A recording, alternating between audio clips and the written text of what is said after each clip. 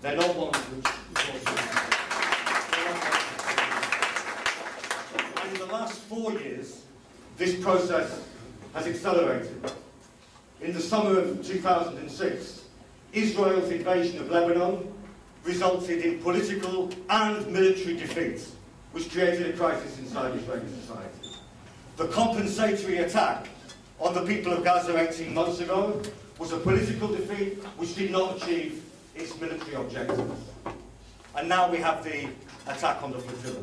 And the result of all of this is a growing movement, a growing awareness, not just amongst those of us who perhaps knew already, but amongst many, many millions more about the reality of the Palestinian conflict, the reality of the Palestinian struggle, and the reality of Israeli barbarity.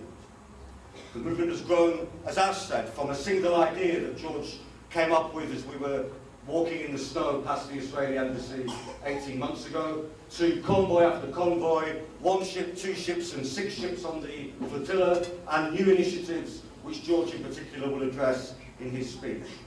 It's grown with a broadening desire to isolate apartheid Israel in the way that apartheid South Africa was isolated and ultimately apartheid overthrown. It's because there's a growing movement that in prison, in the Negev desert, we could be strangely confident and calm and explain to perhaps people who were a bit more fearful, don't worry, the truth will get out. Despite the media, despite the Western media, the truth will get out. And we have friends. I look around and I recognise some friends.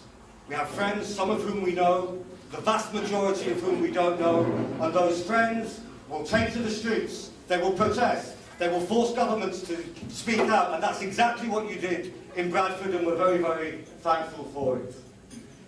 Lastly, the third process is that all of this is happening at a time when the geopolitical plates that have locked down the Palestinian oppression for so long are beginning to shift.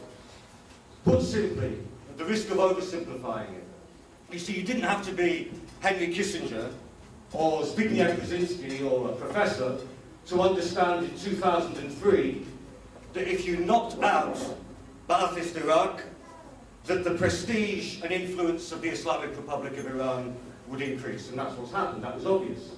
But it was also predictable that other states and other political actors would seek to assert their rights inside the resulting power vacuum.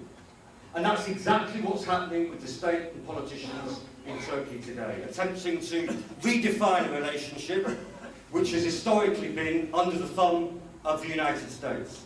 It's a process which began, if people remember, back in 2003, where one of the great successes, in fact, the most concrete success of the international anti-war movement, was the decision in the Turkish parliament to refuse to allow the 14 military bases in Turkey to be used to muster an invasion of Iraq from the north. It helped to concentrate the minds of the MPs, that there were hundreds of thousands of people on the streets of the Turkish capital, Ankara, at the time. What I'm not saying is that someone else will do this for us. I'm not saying that these state actors will bring victories and bring the ultimate liberation of Palestine for us.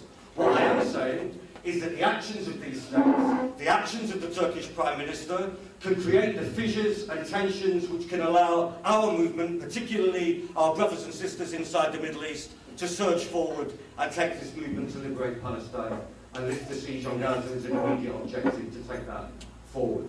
And that, I believe, is where we are now. And we all have to think this through ourselves, particularly, I would say, perhaps those of us who've been involved in this movement for longer. This is the Sharpeville, the Soweto of the movement for Palestinian solidarity.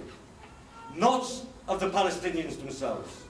For the Palestinians have experienced more and more massive massacres than that which took place on the Mavi Marmara. Every year, from Dar Yassin, through Black September, through Sabra and Shatila, to the atrocities against the people of Gaza, the murder of 1,417 people 18 months ago. but it is the Sharpeville and the Soweto of the movement of Palestinian solidarity. And that means, brothers and sisters, we should change ourselves. All movements need activists, but we cannot simply be a movement of activists. We must become a movement of people, of wider and wider layers of people in Bradford and throughout Yorkshire, a movement of people, of social forces, of the mass democratic forces in this country and in the Middle East, which can transform the situation in Palestine. This is the objective that we should set ourselves in the coming months. Sharpeville and Soweto. But remember, the apartheid abomination could murder 69 people in Sharpeville in 1960. It could gun down Hector Peterson and hundreds of school students in Soweto in 1977. It could torture and execute our prince, Steve Biko, assassinate our lion, Chris Hani, but the giant Mandela walked free. Apartheid did fall. This siege on Gaza will be lifted. The apartheid wall will fall. All eyes to Gaza. Through Gaza, for Palestine. Free, sovereign, dignified.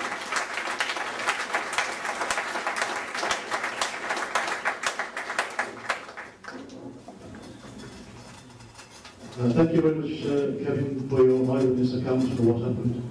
And it's, thank God you guys are back, safe and sound.